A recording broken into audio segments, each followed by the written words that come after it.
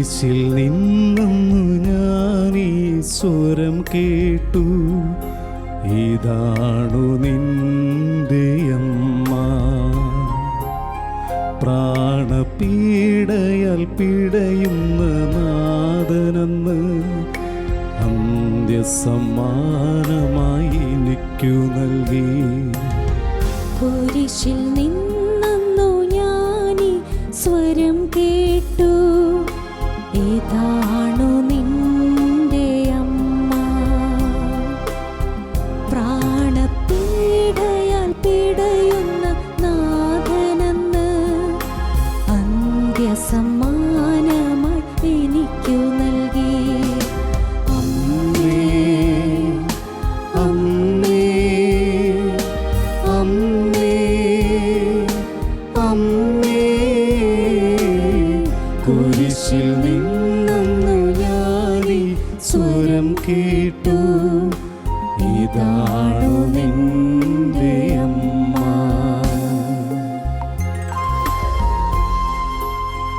കുരിശിൻ്റെ വിരിമാറിൽ കിടന്ന് നമുക്ക് ഓരോരുത്തർക്കും അമ്മയായി പരിശുദ്ധ അമ്മയെ നൽകിയ ഈശോയുടെ സന്നിധിയിലേക്ക് അമ്മ വഴിയായിട്ട് നമ്മുടെ ഓരോരുത്തരുടെയും ജീവിതങ്ങളെ ചേർത്ത് വയ്ക്കാം, സമർപ്പിച്ച് പ്രാർത്ഥിക്കാം. വിമല സങ്കേതം ശുശ്രൂഷയുടെ 18-ാം ദിനത്തിലെ എല്ലാ ശുശ്രൂഷകളെയും ഈശോയുടെ സന്നിധിയിലേക്ക് നമുക്ക് ചേർത്ത് വയ്ക്കാം. നമ്മുടെ കുടുംബം ഒന്നിച്ച് പ്രാർത്ഥിക്കുന്ന ദൈവകൃപകളിലേക്ക് അല്പം കൂടി അടുക്കുന്ന ഈ ദിവസങ്ങളിൽ അമ്മ മാതാവെ, യോഹന്നാൻ സ്ലീഹായെ അമ്മ ചേർത്ത് പിടിച്ചതുപോലെ, സ്ലീഹന്മാരെ അമ്മ ചേർത്ത് പിടിച്ചതുപോലെ അമ്മയുടെ പ്രിയ മക്കളായ ഞങ്ങളെയും അമ്മയുടെ നീലമേലങ്കിയാൽ പൊതിയണമേ, സംരക്ഷിക്കണമേ. മാതൃവാത്സല്യത്തിൻ്റെ തണലിൽ അമ്മയുടെ പ്രിയ മക്കളെ എന്നും അമ്മ കാത്തുകൊള്ളണമേ. തള്ളക്കോഴി തൻ്റെ ചിറകിൻ്റെ കീഴിൽ കുഞ്ഞുങ്ങളെ ചേർത്ത് പിടിക്കുന്നത് പോലെ തിന്മയുടെ പാപമാലിന്യങ്ങളിൽ നിന്നും ഞങ്ങളെല്ലാവരെയും അമ്മയെ പൊതിഞ്ഞ് സംരക്ഷിക്കണമേ.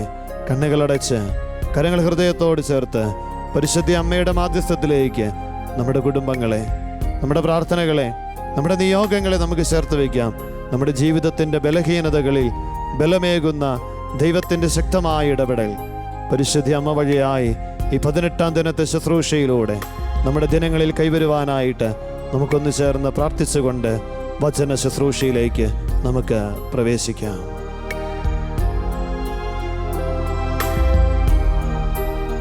വിശുദ്ധ പൗലോസ് ശ്ലീഹ തിമോത്തിയോസിന് എഴുതിയ 2-ാം ലേഖനം 1-ാം അധ്യായം 6-ാം തിരുവചനം. എൻ്റെ കൈവെപ്പിലൂടെ നിനക്ക് ലഭിച്ച ദൈവീക വരം വീണ്ടും ഉജ്ജ്വലിപ്പിക്കണമെന്ന് ഞാൻ നിന്നെ അനുസ്മരിപ്പിക്കുന്നു. ഈശോ മിശിഹായിൽ സ്നേഹം നിറഞ്ഞ മാതാപിതാക്കളെ, പ്രിയമുള്ള സഹോദരങ്ങളെ, പത്സല്യം നിറഞ്ഞ കുഞ്ഞുമക്കളെ, എല്ലാവരും സുഖമായിരിക്കുന്നു. വിമല ഹൃദയ പ്രതിഷ്ഠ ശുശ്രൂഷിത 18-ാം ദിനത്തിലേക്ക് പ്രവേശിക്കുമ്പോൾ കാരുണ്യവാനായ ദൈവം നമ്മളെല്ലാവരും അനുഗ്രഹിക്കുന്നുണ്ട്. ഒത്തിരി വില കൊടുത്ത്, ഒത്തിരി സമയമെടുത്ത് ലോകത്തിൻ്റെ വിവിധ ഭാഗങ്ങളിലായിരുന്നു കൊണ്ട് അനേകർ ഈ ശുശ്രൂഷയിൽ പങ്കെടുത്ത് പ്രാർത്ഥിക്കുന്നുണ്ട്. കർത്താവിൻ്റെ വലിയ കൃപയും അനുഗ്രഹവും പരിശുദ്ധ അമ്മയുടെ മാധ്യസ്ഥം വഴിയായിട്ട് നമ്മുടെ ഓരോരുത്തരുടെയും വ്യക്തി ജീവിതങ്ങളിലേക്ക്, കുടുംബങ്ങളിലേക്ക് ഈശോ നൽകി അനുഗ്രഹിച്ചുകൊണ്ടിരിക്കുന്ന ദിവസങ്ങളാണ്. പകുതി ദിനങ്ങൾ പിന്നിടുമ്പോൾ കർത്താവിൻ്റെ വലിയൊരു ഇടപെടൽ നമുക്ക് അനുഭവിക്കുവാൻ സാധിക്കുന്നുണ്ട്. നിങ്ങളുടെ പ്രാർത്ഥനാ നിയോഗങ്ങൾ ഞങ്ങളുടെ വാട്സപ്പ് നമ്പറിലേക്ക് നിങ്ങൾക്ക് എഴുതി അയക്കാം. ശാലോം കൂട്ടായ്മ നിങ്ങൾക്ക് വേണ്ടി പ്രത്യേകമായിട്ട് മാധ്യസ്ഥം വഹിച്ച് പ്രാർത്ഥിക്കുന്നുണ്ട്. നമ്മുടെ ദിവികാരുണ്യ ആരാധനയിൽ എന്നും തന്നെ നിയോഗങ്ങൾ എല്ലാം പറയാൻ പറ്റുന്നില്ലെങ്കിൽ പോലും ഈശോയുടെ ദിവികാരുണ്യത്തോട് അച്ഛൻ ചേർത്ത് വെച്ച് പ്രാർത്ഥിക്കുന്നുണ്ട്. കർത്താവ് അറിയുന്നുണ്ടല്ലോ എല്ലാം. തീർച്ചയായും തമ്പുരാൻ്റെ വലിയ ശക്തമായ ഇടപെടൽ നമ്മുടെയൊക്കെ ജീവിതത്തിൽ ഉണ്ടാകുമെന്നതിൽ യാതൊരു സംശയവുമില്ല. നമുക്ക് പ്രാർത്ഥിക്കാം. കർത്താവേ, ഞങ്ങൾക്ക് ലഭിച്ചുകൊണ്ടിരിക്കുന്ന ഈ ഒരു ആത്മീയ ഉണർവിൽ, ഈ ഒരു തീക്ഷ്ണതയിൽ മാന്യം കൂടാതെ മുന്നേറുവാനായിട്ട്, ശക്തിയോടെ ദൈവ മക്കളായി എന്നും ജീവിക്കുവാനായിട്ടുള്ള വലിയൊരു അഭിഷേകം ഞങ്ങൾക്ക് ഓരോരുത്തർക്കും നൽകണമേ. പരിശുദ്ധ അമ്മേ, പരിശുദ്ധാത്മാവിൻ്റെ നിറവ് സ്വീകരിച്ചപ്പോൾ വലിയ തീക്ഷ്ണതയോടെ ജീവിച്ചതുപോലെ ദൈവരാജ്യത്തിൻ്റെ സുവിശേഷ പ്രഘോഷകരാകുവാൻ പാകത്തിന് തീക്ഷ്ണത നൽകി ഞങ്ങളെല്ലാവരെയും അനുഗ്രഹിക്കണമേ. ഞങ്ങളായിരിക്കുന്ന ജീവിത മേഖലകളെ സമൃദ്ധമായിട്ട് അനുഗ്രഹിക്കണമേ. നമുക്ക് പ്രാർത്ഥിക്കാം. പരിശുദ്ധമ്മയുടെ മാധ്യസ്ഥം നമുക്ക് യാചിക്കാം. നമ്മുടെ വചന ചിന്തകളിലേക്ക് നമ്മൾ കടന്നു വരുമ്പോൾ വിശുദ്ധ പൗലോസ്ലീഹ തിമോത്തിയോസിന് എഴുതിയ 2-ാം ലേഖനത്തിൻ്റെ 1-ാം അധ്യായം 6-ാം തിരുവചനം, എൻ്റെ കൈവെപ്പിലൂടെ നിനക്ക് ലഭിച്ച ദൈവീക വരം വീണ്ടും ഉജ്ജ്വലിപ്പിക്കണമെന്ന് ഞാൻ നിന്നെ അനുസ്മരിപ്പിക്കുന്നു. പ്രിയമുള്ളവരെ, മാമോദീസായിലൂടെ, സ്ഥൈര്യലേപനത്തിലൂടെ, മറ്റ് കൂദാശകളുടെ സ്വീകരണത്തിലൂടെ, നമ്മുടെ അനുദിന കുടുംബ പ്രാർത്ഥനയിലൂടെ നമ്മുടെ ഓരോരുത്തരുടെയും ജീവിതത്തിലേക്ക് ദൈവം നൽകിയ കൃപാവരം, അതിൻ്റെ നിറവിലേക്ക് നമ്മൾ ഉജ്ജ്വലിപ്പിക്കണമെന്ന് ഈശോ ആഗ്രഹിക്കുകയാണ്. പ്രിയമുള്ളവരെ, പലപ്പോഴും നമ്മുടെ വലിയൊരു ബലഹീനതയാണ്, അല്ലെങ്കിൽ ഒരു സങ്കടമാണ് പലരും പ്രാർത്ഥിക്കുവാനായിട്ട് വരുമ്പോൾ പറയുന്ന ഒരു കാര്യമാണ്, അത് ഒരു ധ്യാനമൊക്കെ കൂടി, ഒരു ശുശ്രൂഷയിലൊക്കെ പങ്കെടുത്തു, വലിയ തീഷ്ണതയുണ്ടായിരുന്നു, 1 ആഴ്ച 2 ആഴ്ച, ഏറിയാൽ 1 മാസം. പക്ഷേ ആ തീഷ്ണതയിൽ നിലനിൽക്കുവാനായിട്ട് സാധിക്കുന്നില്ല. വീണ്ടും പഴയതുപോലെ പഴയ ജീവിത സാഹചര്യങ്ങളിലേക്ക് ഞാൻ മടങ്ങിപ്പോവുകയാണ്. ഞാൻ ആഗ്രഹിക്കുന്നുണ്ട്, എനിക്ക് സാധിക്കുന്നില്ല. പ്രിയമുള്ളവരെ, ഈ ഒരു വലിയൊരു ദൈവാനുഭവം ഒരു പക്ഷേ ചിലപ്പോൾ ചിലരൊക്കെ ധ്യാനത്തിനൊക്കെ കടന്നു വരുന്നത് അവരുടെ ജോലി, മറ്റ് കാര്യങ്ങളൊക്കെ മാറ്റിവെച്ച് വിദേശത്തു നിന്ന് 1 മാസം ലീവിന് വരുമ്പോൾ 1 ആഴ്ചത്തെ ധ്യാനത്തിന് വരുന്നവരൊക്കെയുണ്ട്. വലിയ വില കൊടുത്താണ് കടന്നു വരുന്നത്. പഴയ നിയമത്തിൽ നാം കാണുന്നുണ്ട്, ദൈവവുമായിട്ട് മൽപ്പിടുത്തം നടത്തി അനുഗ്രഹം സ്വന്തമാക്കുന്ന യാക്കോബിനെ കുറിച്ച് നമ്മൾ പഴയ നിയമഗ്രന്ഥത്തിൽ ഉൽപ്പത്തിയുടെ പുസ്തകം 32-ാമത്തെ അധ്യായത്തിൽ വായിക്കുന്നുണ്ട്. ഒരു രാത്രി മുഴുവനും ദൈവവുമായിട്ട് മൽപ്പിടുത്തം പിടിച്ച് ഇതാ ദൈവമാണെന്ന് തിരിച്ചറിഞ്ഞപ്പോൾ, എന്നെ അനുഗ്രഹിച്ചിട്ടല്ലാതെ ദൈവമേ ഞാൻ നിന്നെ വിടുകയില്ല എന്ന് പറഞ്ഞ യാക്കോബ് യാബോക്ക് കടവിൻ്റെ തീരത്ത് വെച്ച് ദൈവവുമായിട്ട് മൽപ്പിടുത്തം നടത്തുന്ന യാക്കോബിൻ്റെ ചിത്രം നമ്മുടെ എല്ലാവരുടെ മുൻപിലുണ്ടാകട്ടെ. പ്രിയമുള്ളവർ, ഇതുപോലെ ഒത്തിരി തീഷ്ണതയോടെ പ്രാർത്ഥിച്ച് ഈ ദിനങ്ങളിലാണെങ്കിൽ പോലും വളരെ തീഷ്ണതയോടെ ഈ ശുശ്രൂഷയിൽ പങ്കെടുക്കുന്നു. പക്ഷേ ഇതിൻ്റെ ഒരു കൃപയിലും അഭിഷേകത്തിലും മുന്നേറുവാൻ സാധിക്കുന്നില്ല എങ്കിൽ അതിൻ്റെ കാരണത്തെക്കുറിച്ച് നമ്മൾ ചിന്തിക്കണം കേട്ടോ. കാരണം ഒത്തിരി വില കൊടുത്തിട്ട, ഒത്തിരി സമയം കൊടുത്തിട്ട, ഒത്തിരി ആഗ്രഹത്തോടു കൂടിയാണ് ഞാനൊരു ധ്യാനം കൂടുന്നത് അല്ലെങ്കിൽ ശുശ്രൂഷയിൽ പങ്കെടുക്കുന്നത്. അതിൻ്റെ ഒരു കൃപാവരത്തിൽ നിലനിൽക്കുവാനായിട്ട് എനിക്ക് സാധിക്കുന്നില്ലെങ്കിൽ എവിടെയാണ് എനിക്ക് തെറ്റുപറ്റുന്നത്? എല്ലാവരുടെയും ഒരു 90% മനുഷ്യരുടെയും ഒരു സങ്കടമാണ്, ലഭിച്ച തീഷ്ണതയിൽ അല്ലെങ്കിൽ പ്രഭാതത്തിൽ വിശുദ്ധ കുർബാന അർപ്പിക്കാൻ പോകുമ്പോൾ വലിയൊരു തീഷ്ണതയുണ്ട്. ഈശോയെ സ്വീകരിച്ച് ദേവാലയത്തിൽ ഇറങ്ങി വരുമ്പോൾ വലിയൊരു ആനന്ദമുണ്ട്, സന്തോഷമുണ്ട്. പക്ഷേ ജീവിത സാഹചര്യങ്ങളിലേക്ക് ഇറങ്ങിച്ചെല്ലുമ്പോൾ ആ ഒരു കൃപയിൽ, അഭിഷേകത്തിൽ, ദൈവ മക്കളുടെ സ്വാതന്ത്ര്യത്തിൽ ജീവിക്കുവാനായിട്ട് സാധിക്കുന്നില്ല. ഈ ഒരു അവസ്ഥയെ എങ്ങനെ അതിജീവിക്കുവാനായിട്ട് നമുക്ക് സാധിക്കും? പ്രത്യേകിച്ച് പരിശുദ്ധ അമ്മയുടെ മാധ്യസ്ഥം ഈ മണിക്കൂറിൽ, ഈ സമയങ്ങളിൽ പ്രാർത്ഥിച്ച് യാചിച്ചുകൊണ്ടാണ് നാം ഈ ശുശ്രൂഷയിൽ പങ്കെടുക്കുന്നത്. പലപ്പോഴും വചനം പറയുന്നത് പോലെ പാറപ്പുറത്ത് വീണ വിത്തിൻ്റെ അനുഭവം. പാറപ്പുറത്ത് വീണ വിത്ത് നമുക്കറിയാം. വിത്ത് പാറപ്പുറത്ത് വീണു, പെട്ടെന്ന് അങ്ങോട്ട് തഴച്ചു വളർന്നു. പക്ഷേ മണ്ണധികമില്ലാത്തതിനാൽ വെയിലേറ്റപ്പോൾ അത് വാടിപ്പോയി. ഇതുപോലെയാണ് പലപ്പോഴും പ്രാർത്ഥനാ ജീവിതത്തിലെ ഒരലസതയും അസ്വസ്ഥതയും ഒക്കെ കടന്നു വരുമ്പോൾ നമ്മുടെ വ്യക്തി ജീവിതത്തിൻ്റെ ആത്മീയത ഇങ്ങനെ ശുഷ്കിച്ചു പോകും. ചിലപ്പോൾ നമ്മുടെ മടിയാകാം, അലസതയാകാം. വിശുദ്ധ മത്തായിയുടെ സുവിശേഷം 25-ാമത്തെ അധ്യായം 14 മുതലുള്ള വാക്യങ്ങളിൽ താലന്തുകളുടെ ഉപമയിൽ നാം കാണുന്നുണ്ട്, 1 താലന്ത് ലഭിച്ചവൻ അത് കുഴിച്ചിട്ടു. മറ്റുള്ളവർ ആ താലന്തുകളെ വർദ്ധിപ്പിക്കുമ്പോൾ 1 താലന്ത് കിട്ടിയവൻ അത് കുഴിച്ചിട്ട്. പലപ്പോഴും പ്രിയമുള്ളവരെ, നമ്മുടെയും ജീവിതത്തിൻ്റെ അവസ്ഥ ഇപ്രകാരമാണ്. താലന്തുകളെ കുഴിച്ചിടുന്ന, ദൈവം നൽകിയ കൃപകളിൽ നിലനിൽക്കുവാൻ സാധിക്കാതെ പോകുന്ന ഒരവസ്ഥയാണ്. വീണ്ടും നമ്മൾ സുവിശേഷത്തിൽ കാണുന്നുണ്ട്, മത്തായിയുടെ സുവിശേഷം 12-ാം അധ്യായത്തിൻ്റെ 43 മുതൽ 45 വരെയുള്ള വാക്യങ്ങളിൽ അശുദ്ധാത്മാവ് തിരിച്ചു വരുന്നതിനെക്കുറിച്ച് നമ്മൾ കാണുന്നുണ്ട്.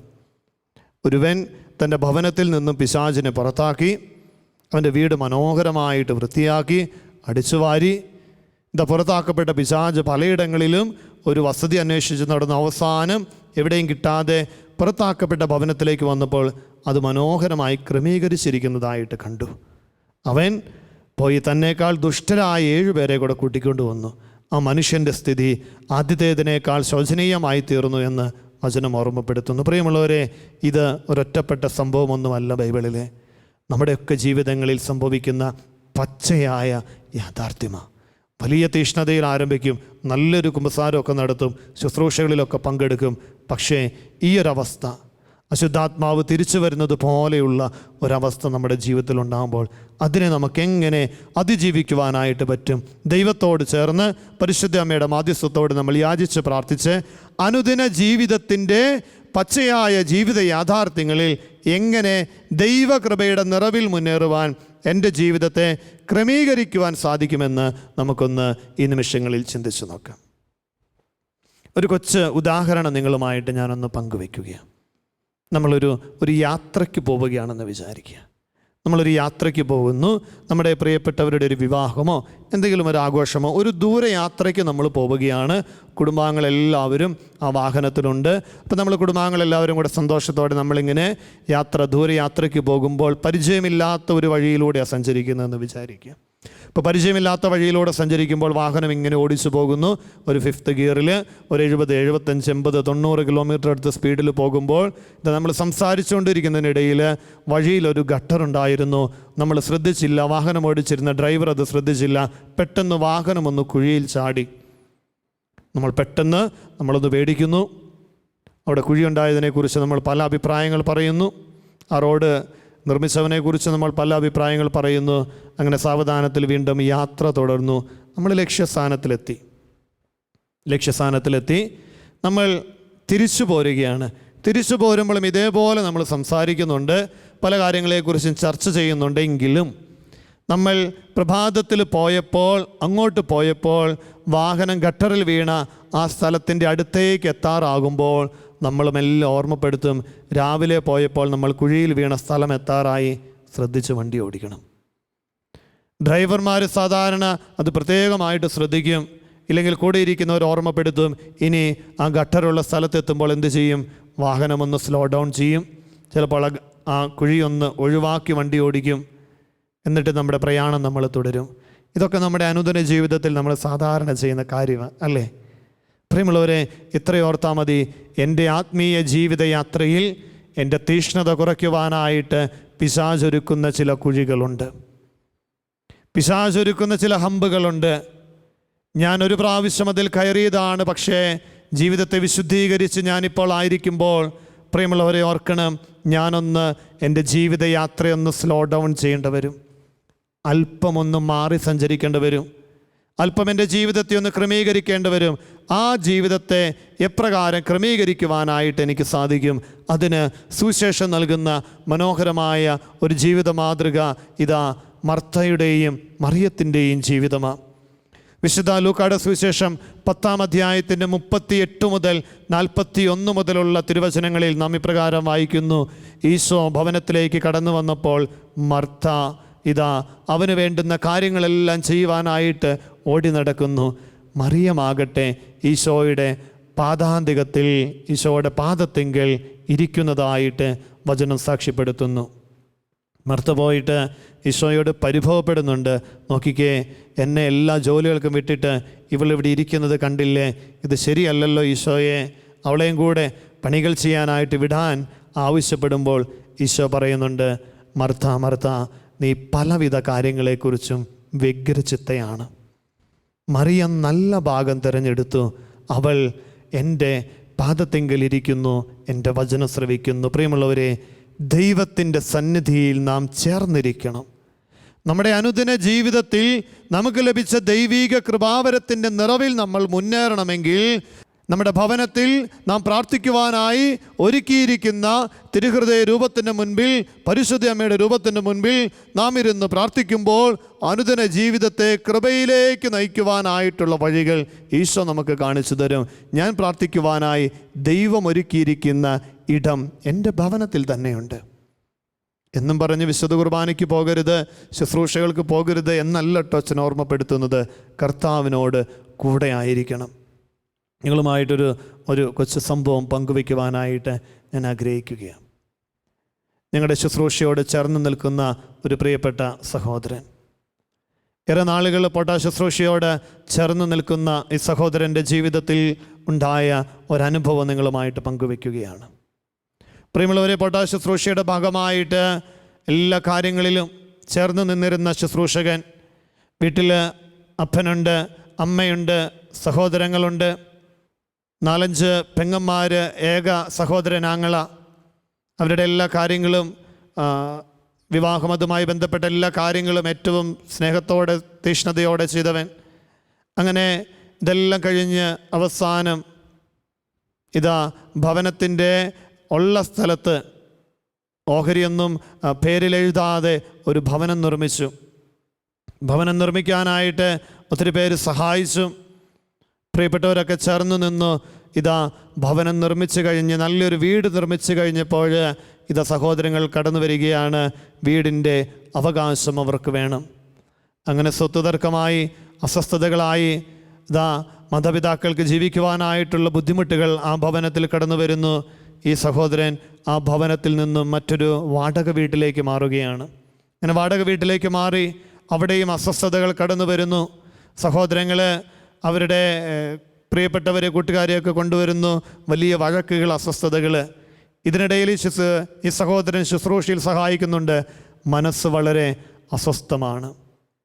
അങ്ങനെ ഇരിക്കുമ്പോൾ ശുശ്രൂഷയ്ക്ക് വരുമ്പോൾ പ്രാർത്ഥിക്കും. ഒരു സാധാരണ രീതിയിൽ പ്രാർത്ഥിച്ചു പോകുന്ന ഈ സഹോദരൻ പക്ഷേ ഈ ഒരു അവസ്ഥ കടന്നു വന്നപ്പോൾ അച്ഛന്മാരുടെ അടുത്ത് ഈ കാര്യങ്ങൾ പറയുന്നു. അങ്ങനെ അല്പം കൂടെ ജീവിതത്തെ ദൈവസന്നിധിയിലേക്ക് ചേർത്ത് വെച്ച് പ്രാർത്ഥിക്കുവാനായിട്ടുള്ള ഒരു വഴി കാണിച്ചു കൊടുക്കുകയാണ്. ജീവിത പങ്കാളിയോട്, മക്കളോട് ചേർന്ന് വീട്ടിലെല്ലാ ദിവസവും രാവിലെയും വൈകുന്നേരങ്ങളിലും പ്രാർത്ഥിക്കുവാനായിട്ട് തുടങ്ങി. പ്രത്യേകിച്ച് ഈശോയുടെ തിരുഹൃദയ രൂപത്തിൻ്റെ മുൻപിലിരുന്ന് ഒത്തിരി സമയം പ്രാർത്ഥിക്കുന്ന വലിയൊരു ആത്മീയ അനുഭവത്തിലേക്ക് കടന്നു വരികയാണ്. പ്രിയമുള്ളവരെ, മെല്ലെ മെല്ലെ ഓരോ പ്രശ്നങ്ങൾ മാറി വരുന്നതായിട്ട് അനുഭവിക്കുവാനായിട്ട് സാധിച്ചു.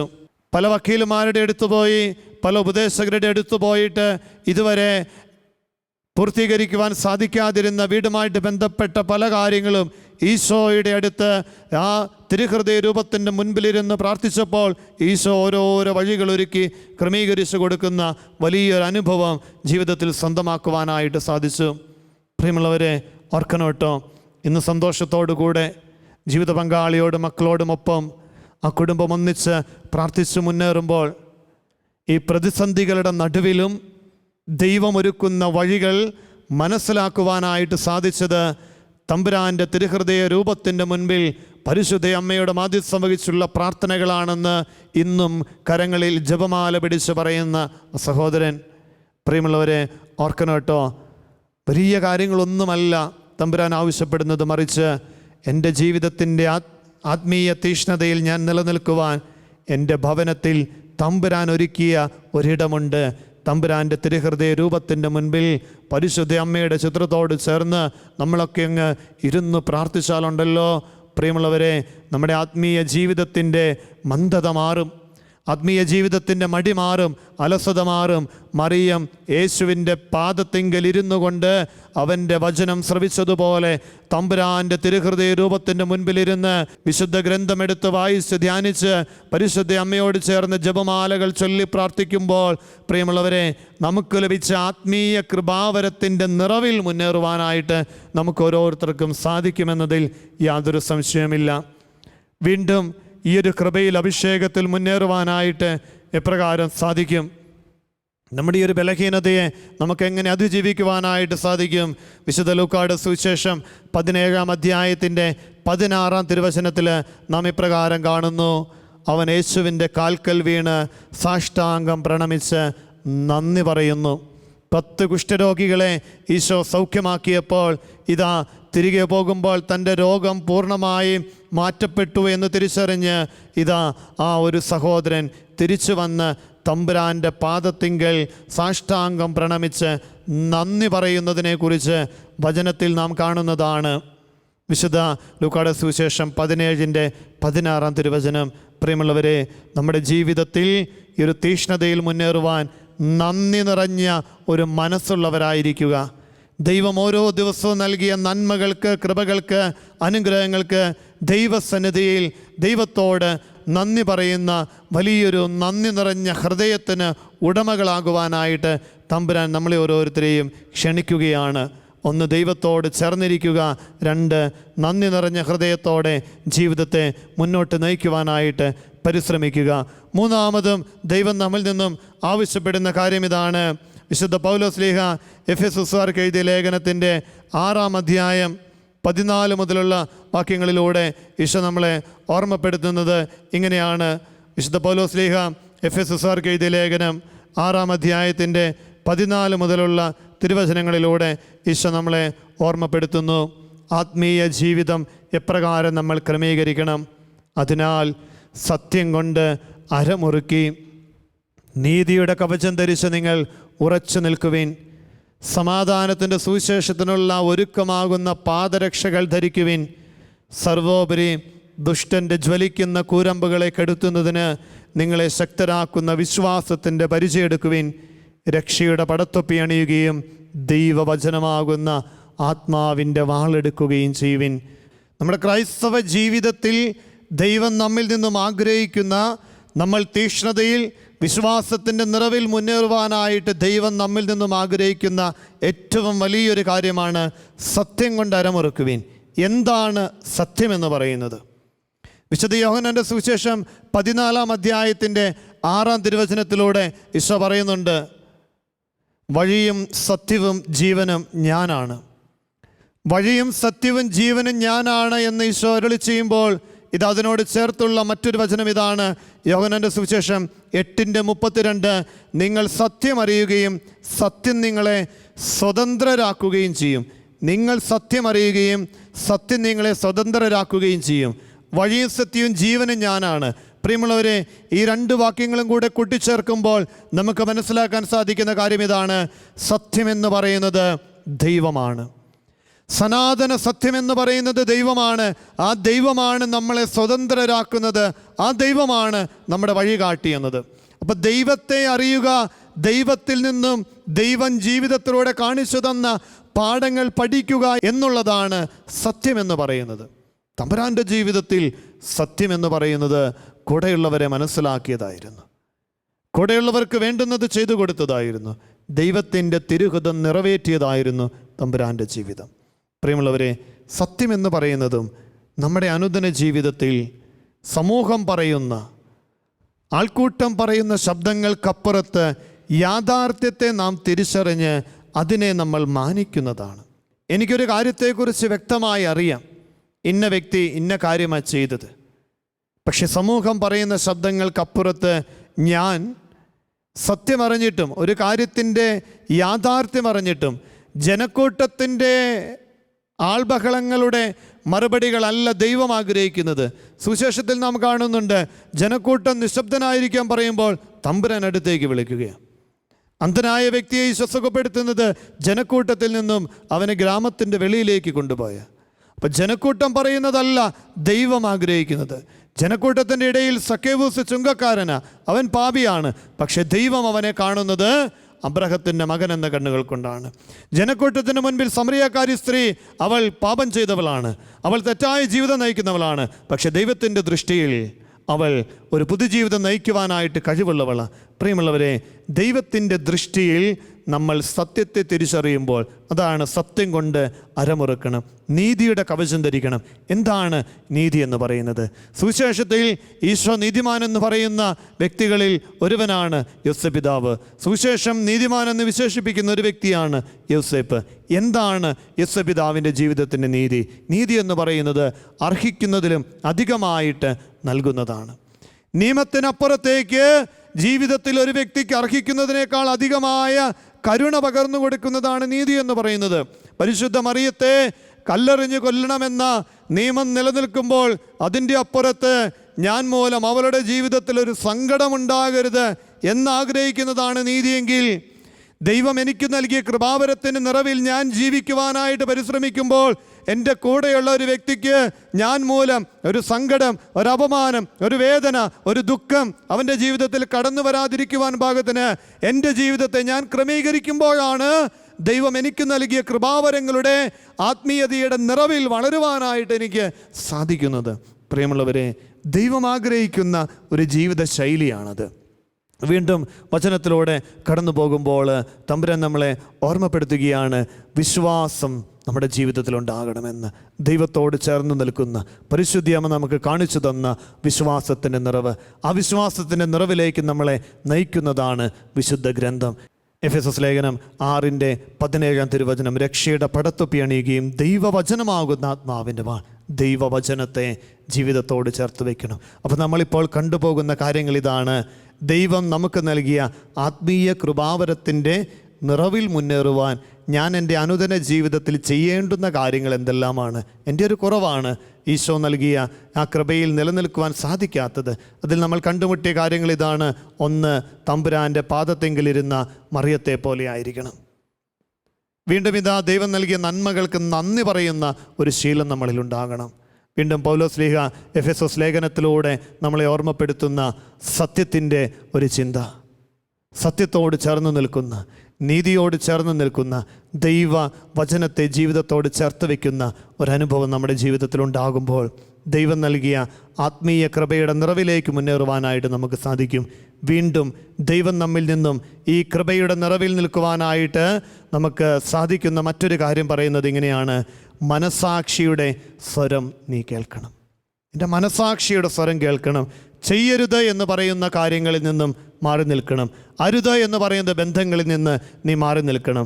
മനസാക്ഷി നിൻ്റെ ജീവിതത്തിൽ പരിശുദ്ധാത്മാവിൻ്റെ സ്വരമായിട്ട്, ദൈവമയക്കുന്ന പരിശുദ്ധാത്മാവിൻ്റെ സ്വരമായിട്ട് മനസാക്ഷി നിലകൊള്ളുമ്പോൾ മനസാക്ഷി അരുതെന്ന് പറയുന്ന കാര്യങ്ങളിൽ നിന്നും മാറി നിൽക്കുവാനായിട്ട് നീ പൂർണ്ണമായിട്ട് പരിശ്രമിക്കണം. പ്രിയമുള്ളവരെ, നമ്മുടെ ജീവിതത്തെ പരിശുദ്ധ അമ്മയുടെ മാധ്യസ്ഥത്തോട് ചേർത്ത് വെച്ച് നമ്മൾ പ്രാർത്ഥിക്കുന്ന ദിനങ്ങളിൽ തമ്പുരാൻ്റെ വലിയ ഇടപെടൽ നമുക്കിപ്പോൾ ലഭിച്ചുകൊണ്ടിരിക്കുന്ന ഈ ഒരു തീക്ഷ്ണതയിൽ മാന്യം കൂടാതെ, തീക്ഷ്ണതയിൽ കുറവ് വരുത്താതെ മുന്നോട്ട് പോകുവാനായിട്ട് നമുക്ക് ഓരോരുത്തർക്കും സാധിക്കും. അതിനായി നമ്മുടെ ജീവിതങ്ങളെ തമ്പുരാൻ്റെ കരങ്ങളിലേക്ക് നമുക്കൊന്ന് ചേർത്ത് വയ്ക്കാം.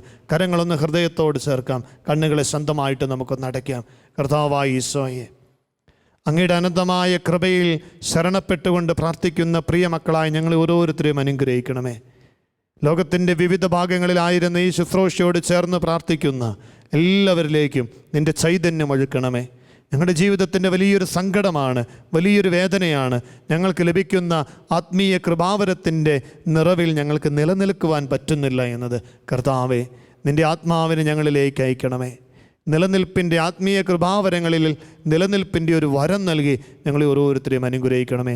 അതിനായി അങ്ങ് ഞങ്ങളോട് പറഞ്ഞു തന്നിട്ടുള്ള ഈ കാര്യങ്ങളൊക്കെ ജീവിതത്തിലൊന്ന് പ്രാവർത്തികമാക്കുവാൻ, തളർന്നു പോകുന്ന ജീവിതങ്ങളെ ശക്തിപ്പെടുത്തുന്ന ദൈവമേ, ഞങ്ങളുടെ ഈ ഒരു ബലഹീനതയിൽ നീ ഞങ്ങളുടെ കൂടെ നിൽക്കണമേ. പ്രത്യേകമായിട്ട് തീക്ഷ്ണതയിൽ നിന്ന് പല കാരണങ്ങളാൽ അകന്നു പോയിക്കൊണ്ടിരിക്കുന്ന എല്ലാ സഹോദരങ്ങളെയും ഈശോയുടെ സന്നിധിയിലേക്ക് നമ്മൾ സമർപ്പിച്ചൊന്ന് പ്രാർത്ഥിക്കുകയാണ്. ഇന്നത്തെ നിയോഗം അത് തന്നെയാണ്. ദൈവകൃപയിൽ നിലനിൽക്കുവാൻ സാധിക്കാതെ പല കാരണങ്ങളാൽ ദൈവകൃപയിൽ നിന്ന് അകന്നു പോയിക്കൊണ്ടിരിക്കുന്ന എല്ലാവരെയും സമർപ്പിക്കുന്നു. കർത്താവേ, തീക്ഷ്ണതയിൽ മാന്യം കൂടാതെ മുന്നേറുവാനുള്ള കൃപ നൽകി ഞങ്ങൾ ഓരോരുത്തരെയും അനുഗ്രഹിക്കണമേ എന്ന് പ്രത്യേകമായിട്ട് നമുക്ക് പ്രാർത്ഥിക്കാം. നമ്മുടെ നിയോഗങ്ങളെല്ലാം ചേർത്ത് വയ്ക്കുമ്പോൾ ഇന്നത്തെ പ്രവൃത്തിയായിട്ട് നാം ചെയ്യുന്ന കാര്യം ഇതാണ്: തീക്ഷ്ണതയിൽ മാന്യം കൂടാതെ മുന്നേറുവാനായിട്ടുള്ള കൃപ യാചിച്ചുകൊണ്ട് 91 സങ്കീർത്തനം, കർത്താവിൻ്റെ സംരക്ഷണം, കർത്താവ് കൂടെയുള്ളപ്പോൾ കർത്താവിൻ്റെ കരം പിടിച്ച് മുന്നേറുവാനായിട്ട് നമുക്ക് സാധിക്കും. നമ്മുടെ ബലഹീനതയിൽ ശക്തിപ്പെടുത്തുന്ന ദൈവത്തിൻ്റെ സാന്നിധ്യത്തെ മനസ്സിൽ പ്രാർത്ഥനയിൽ ഓർത്തുകൊണ്ട് കർത്താവിൻ്റെ സംരക്ഷണം 91 സങ്കീർത്തനം വചനഭാഗം നമ്മളിന്ന് ധ്യാനിച്ച് വായിച്ച് പ്രാർത്ഥിക്കുന്നതാണ് നമ്മുടെ പ്രവൃത്തി.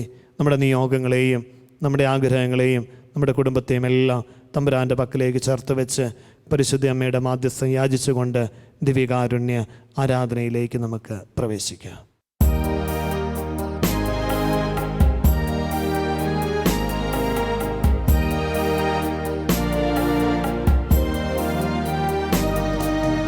ആത്മാവിൽ നിറയുന്ന സങ്കീർത്തനം, അകതാരിൽ നിന്നുയരും സ്തുതി കീർത്തനം, ഓരോ അണുവിലും കുടികൊള്ളും ചൈതന്യമേ, ഒരു വേള പോലും ഞാൻ പിരിയാതെ പാടിടാം.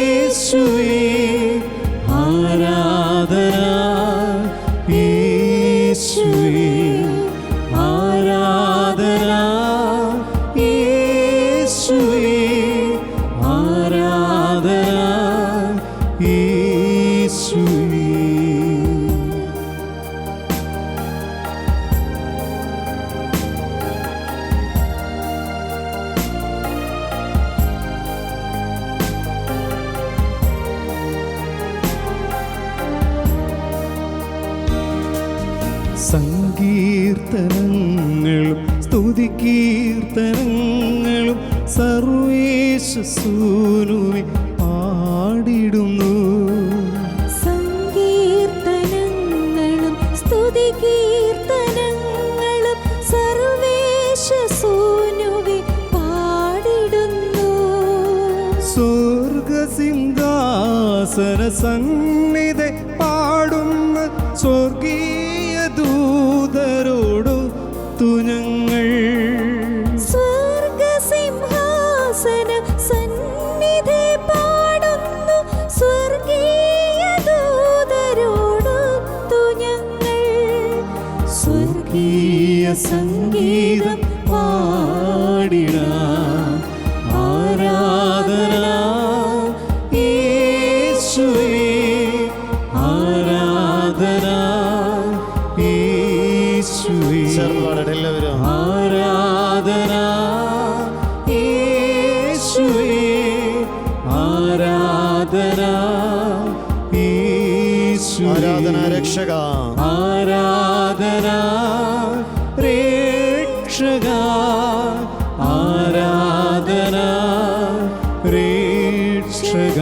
സ്നേഹമേ, ആരാധന സ്നേഹമേ, ആരാധന സ്നേഹമേ. ആരാധന യേശുവേ, ആരാധന യേശുവേ, ആരാധന യേശുവേ. Hallelujah, hallelujah, hallelujah, hallelujah, hallelujah, hallelujah, hallelujah, hallelujah, hallelujah. കരങ്ങൾ കൂപ്പി നമ്മെ ആശീർവദിക്കുവാൻ, അനുഗ്രഹിക്കുവാൻ, നമ്മളോടൊപ്പമായിരിക്കുവാൻ, നമ്മുടെ കൂടെ ആയിരിക്കുന്ന ദിവികാരുണ്യ ഈശോയെ ആരാധിച്ച് നമുക്കൊന്ന് ചേർന്ന് പാടി ഈശോയെ ആരാധിച്ച് നമിച്ച് പുകഴ്ത്താം. ആരാധന യേശുവേ, ആരാധന യേശുവേ. ആരാധന താതനെ, ആരാധന താതനേ, ആരാധന താതനേ. ആരാധന ആത്മനെ, ആരാധന ആത്മനേ, ആരാധന ആത്മനേ. ത്രിയേക ദൈവത്തെ ആരാധിച്ച് പരിശുദ്ധ പരമ ദിവ്യകാരുണ്യ ഈശോയ്ക്ക് എന്നേരവും ആരാധനയും സ്തുതിയും പുകഴ്ചയും ഉണ്ടായിരിക്കട്ടെ. ഞങ്ങളെ അനുഗ്രഹിച്ചുകൊണ്ടിരിക്കുന്ന പരിശുദ്ധ പരമ ദിവ്യകാരുണ്യ ഈശോയ്ക്ക് എന്നേരവും ആരാധനയും സ്തുതിയും പുകഴ്ചയും ഉണ്ടായിരിക്കട്ടെ. എന്നോടൊപ്പമായിരിക്കുന്ന പരിശുദ്ധ പരമ ദിവ്യകാരുണ്യ ഈശോയ്ക്ക് എന്നേരവും ആരാധനയും സ്തുതിയും പുകഴ്ചയും ഉണ്ടായിരിക്കട്ടെ. പ്രാർത്ഥനയോടെ കരങ്ങളൊന്ന് കുപ്പിപ്പിടിച്ച് നമ്മെ അനുഗ്രഹിക്കുവാൻ എഴുന്നള്ളി വന്നിരിക്കുന്ന പൊന്നുതമ്പുരാനെ നമുക്കൊന്ന് നോക്കാം. വിമല സംഗീത ശുശ്രൂഷയുടെ 18-ാം ദിനത്തിൽ ഇതാ നമ്മുടെ കർത്താവ് നമ്മുടെ ഒപ്പമായിരിക്കുന്ന ഈ അനുഗ്രഹത്തിൻ്റെ നിമിഷങ്ങളാണ്. ഈശോയെ, നിങ്ങളുടെ ജീവിതത്തിൽ തീഷ്ണതയിൽ മാന്ദ്യം കൂടാതെ എന്നും മുന്നേറുവാൻ ഞങ്ങളെ അനുഗ്രഹിക്കണമേ എന്ന് പ്രാർത്ഥിച്ച ഒരു നിമിഷം ഏറ്റവും ശാന്തമായി മൗനമായി ദിവ്യകാരുണ്യ ഈശോയെ ഒന്ന് ആരാധിച്ച് പ്രാർത്ഥനയോടെ നമുക്ക് സ്വസ്ഥാനങ്ങളിൽ ഇരിക്കാം. പ്രിയമുള്ളവരെ, വലിയൊരു കൃപയുടെ അഭിഷേകത്തിൻ്റെ നിമിഷത്തിലാണ് നമ്മൾ. നമ്മുടെ കൂടെ ആയിരിക്കുന്ന തമ്പുരാൻ, നമ്മളെ സ്നേഹിക്കുന്നവൻ, കുദാശകളിലൂടെ നമ്മുടെ ജീവിതങ്ങളെ പരിപോഷിപ്പിക്കുന്നവന്, ഒരു ദിവ്യകാരുണ്യത്തോളം ഈ ചെറിയ ഗോതമ്പപ്പത്തോളം ചെറുതായത് എൻ്റെ ഒപ്പമായിരിക്കാന്, എൻ്റെ ശരീരത്തിൻ്റെ രക്തത്തിൻ്റെ ഭാഗമായി അലിഞ്ഞു ചേർന്ന് എന്നിലൊന്നാകുവാൻ ഇതാ എൻ്റെ കർത്താവ് എൻ്റെ ജീവിതത്തെ അത്രത്തോളം സ്നേഹിക്കുന്നു. ആ തമ്പുരാനെ ഞാനും സ്നേഹിക്കണ്ടേ? പൗലോസ്ലീഹ തിമോത്തിയോസിന് എഴുതിയ ലേഖനത്തിലൂടെ 2-ാം ലേഖനം 1-ാം അധ്യായത്തിൻ്റെ 6-ാം തിരുവചനം, എൻ്റെ കൈവെപ്പിലൂടെ നിനക്ക് ലഭിച്ച ദൈവീക വരം വീണ്ടും ഉജ്ജ്വലിപ്പിക്കണമെന്ന് ഞാൻ നിന്നെ അനുസ്മരിപ്പിക്കുകയാണ്. പ്രിയമുള്ളവരെ, മാമോദീസായിലൂടെ, സ്ഥൈര്യലേപനത്തിലൂടെ, വിശുദ്ധ കൂദാശകളുടെ സ്വീകരണത്തിലൂടെ, അനുദിന കുടുംബ പ്രാർത്ഥനയിലൂടെയൊക്കെ നമുക്ക് ലഭിച്ചുകൊണ്ടിരിക്കുന്ന ആത്മീയ ചൈതന്യത്തിൽ തീക്ഷ്ണതയിൽ വളരുവാൻ ദൈവം ആഗ്രഹിക്കുകയാണ്. പലപ്പോഴും നമ്മുടെ എല്ലാം വലിയൊരു ബലഹീനതയാണ്, നമുക്ക് ലഭിച്ച കൃപാവരത്തിൽ നിലനിൽക്കുവാനായിട്ട് നമുക്ക് സാധിക്കുന്നില്ല. കർത്താവേ, നീ ഞങ്ങൾക്ക് നൽകിയ അനുഗ്രഹങ്ങളിൽ, ഞങ്ങൾക്ക് നൽകിയ ദൈവിക കൃപയുടെ നിറവിൽ നിലനിൽക്കുവാനായി ഞങ്ങളെ അനുഗ്രഹിക്കണമേ. അതിൽ നിന്നും മാറി നിൽക്കാതെ പാറപ്പുറത്ത് വീണ വിത്ത് പോലെ പെട്ടെന്ന് വാടിപ്പോകുന്നതാകാതെ, നല്ല നിലത്ത് വീണ വിത്ത് പോലെ ഫലം പുറപ്പെടുവിക്കുവാൻ പാകത്തിന് ദൈവമേ ഞങ്ങളുടെ ആത്മീയ ജീവിതത്തെ നീ വളർത്തണമേ. ഞങ്ങൾക്ക് ലഭിച്ച ദൈവകൃപാവരങ്ങളെ കുഴിച്ചുമൂടാതെ, ലഭിച്ച താലന്തിനെ കുഴിച്ചുമൂടിയവൻ്റെ ജീവിതം പോലെ ആകാതെ, ലഭിച്ച താലന്തുകളെ വർദ്ധിപ്പിക്കുവാൻ, അത് അനേകരുടെ നന്മയ്ക്ക് വേണ്ടി ഉപയോഗിക്കുവാനായിട്ടുള്ള കൃപ നൽകണമേ. പ്രാർത്ഥനയിൽ ഞങ്ങൾക്കൊരു തീക്ഷ്ണത നൽകണമേ. ഞങ്ങളുടെ മടിയും അലസതയും അസ്വസ്ഥതകളും തിന്മയുടെ എല്ലാ പ്രലോഭനങ്ങളും അതിജീവിക്കുവാനായിട്ടുള്ള കരുത്ത് നൽകി ദിവ്യകാരുണ്യ ഈശോയെ ഞങ്ങളെ ഓരോരുത്തരെയും അഭിഷേകം ചെയ്യണമേ, അനുഗ്രഹിക്കണമേ. അങ്ങ് ദിവ്യകാരുണ്യ സന്നിധിയിൽ പ്രാർത്ഥിക്കുമ്പോൾ ഞങ്ങൾക്ക് ലഭിച്ച ഈ കൃപയിൽ നിലനിൽക്കുവാൻ ഞങ്ങളെ ശക്തിപ്പെടുത്തണമേ. പ്രത്യേകിച്ച് ഇന്നത്തെ വചന ശുശ്രൂഷയിലൂടെ ഞങ്ങൾ കാണുകയുണ്ടായി, മർത്തയുടെയും മറിയത്തിൻ്റെയും ഭവനത്തിൽ അങ്ങ് കടന്നു ചെല്ലുമ്പോൾ മറിയം അങ്ങയുടെ പാദത്തിങ്കിൽ ഇരുന്നത് പോലെ ഇന്ന് ഞങ്ങൾ അങ്ങയോട് ചേർന്ന് നിൽക്കുവാൻ, ഞങ്ങൾക്ക് വേണ്ടി അങ്ങൊരുക്കിയ ഞങ്ങളുടെ പ്രാർത്ഥനാ മുറികളിൽ തിരുഹൃദയ രൂപത്തിൻ്റെ മുൻപിൽ, പരിശുദ്ധ അമ്മയുടെ രൂപത്തിൻ്റെ മുൻപിൽ ചേർന്നിരുന്ന് ദൈവമേ നിന്റെ സന്നിധിയിലേക്ക് ജീവിതത്തെ ചേർത്ത് വെച്ച് ആത്മീയ അടുപ്പാകുന്ന ദിവ്യകാരുണ്യത്തോട് ചേർന്ന് നിൽക്കുവാൻ പാകത്തിന് ഞങ്ങളെ ഓരോരുത്തരെയും തീക്ഷ്ണതയുള്ളവരാക്കി നീ രൂപാന്തരപ്പെടുത്തണമേ എന്ന് പ്രാർത്ഥിക്കാം. കർത്താവേ, അതീഷ്ണതയിലേക്ക് ഞങ്ങളെ നയിക്കുന്ന പരിശുദ്ധാത്മാവിൻ്റെ നിറവ് നൽകി ഞങ്ങളുടെ ജീവിതങ്ങളെ അഭിഷേകപൂരിതമാക്കണമേ. ആത്മശക്തിയെ ഞങ്ങളിലേക്ക് ഇറങ്ങി വരണമേ. ഞങ്ങളായിരിക്കുന്ന ജീവിത മേഖലകളിൽ സ്ലീഹന്മാരുടെ മേൽ ഇറങ്ങി വന്നതുപോലെ ഭയവും പേടിയും ആകുലതയും ഒക്കെ മാറി ധൈര്യത്തോടെ നിന്റെ വചനം പ്രഘോഷിക്കുവാൻ, നിന്റെ ജീവിതത്തിന് സാക്ഷ്യം വഹിക്കുവാൻ പാകത്തിന് ഞങ്ങളുടെ ആത്മീയ ജീവിതത്തെ ഒരുക്കുവാനായിട്ട് പരിശുദ്ധാത്മാവേ നീ ഞങ്ങളിലേക്ക് എഴുന്നള്ളി വരണമേ. ഞങ്ങളെ ഓരോരുത്തരെയും ശക്തിപ്പെടുത്തണമേ. ദൈവമക്കളാക്കി ഞങ്ങളെ രൂപാന്തരപ്പെടുത്തണമേ. ആഗ്രഹത്തോടെ നമുക്ക് നെറ്റുചൊല്ലി പ്രാർത്ഥിക്കാം. ഇരുകരങ്ങളും ദിവ്യകാരുണ്യ സന്നിധിയിലേക്കൊന്ന് നെട്ടിപ്പിടിച്ച് എല്ലാവരും ചേർന്നൊന്ന് പ്രാർത്ഥിച്ച്, ദിവ്യകാരുണ്യ ഈശോയെ, അങ്ങയുടെ പ്രിയമക്കളായ ഞങ്ങളെ ഓരോരുത്തരെയും സമൃദ്ധമായി അനുഗ്രഹിക്കുന്നതിനെ ഓർത്ത് ഞങ്ങൾ അങ്ങേക്ക് നന്ദി പറയുന്നു. Hallelujah, hallelujah, hallelujah. ഈശോയെ, ഞങ്ങളുടെ ജീവിതത്തിലേക്ക് അങ്ങ് നൽകുന്ന കൃപയിൽ നിലനിൽക്കുവാനും വളരുവാനും ഞങ്ങളെ ശക്തിപ്പെടുത്തണമേ. ബലഹീനമായ ഞങ്ങളുടെ ജീവിതത്തെ അങ്ങയുടെ പരിശുദ്ധാത്മാവിനാൽ അഭിഷേകം ചെയ്യണമേ. പരിശുദ്ധാത്മാവ് നിങ്ങളുടെ മേൽ വന്നു കഴിയുമ്പോൾ നിങ്ങൾ ശക്തി പ്രാപിക്കും. ആത്മാവായ ദൈവമേ, ഞങ്ങളെ ശക്തിപ്പെടുത്തണമേ. പ്രാർത്ഥനയിൽ തീക്ഷ്ണതയുള്ളവരാക്കി രൂപാന്തരപ്പെടുത്തണമേ. അലസതയും മടിയും എടുത്തുമാറ്റി തീക്ഷ്ണത നൽകി ഞങ്ങളെ അനുഗ്രഹിക്കണമേ. Hallelujah, hallelujah, hallelujah, hallelujah, hallelujah. പ്രിയമുള്ളവരെ, നമ്മളെ ശക്തിപ്പെടുത്തുന്ന പരിശുദ്ധാത്മാവിൻ്റെ നിറവിന് വേണ്ടി ആഗ്രഹിച്ച് നമുക്കൊന്ന് ചേർന്ന് പാടി പ്രാർത്ഥിക്കാം. ആത്മശക്തിയെ ഇറങ്ങി എന്നിൽ വാ, എൻ്റെ ജീവിതത്തിൽ നിറവായി, അഭിഷേകമായി, പുതുചൈതന്യമായി ഞങ്ങളുടെ ജീവിതത്തിലേക്ക് എഴുന്നള്ളി വരണമേ, ഞങ്ങളെ ശക്തിപ്പെടുത്തണമേ എന്ന് ആഗ്രഹിച്ച് പ്രാർത്ഥിച്ചുകൊണ്ട് ഗാനത്തിൻ്റെ വരികളോട് നമുക്കൊന്ന് ചേർന്ന് പാടാം. ആത്മശക്തിയെ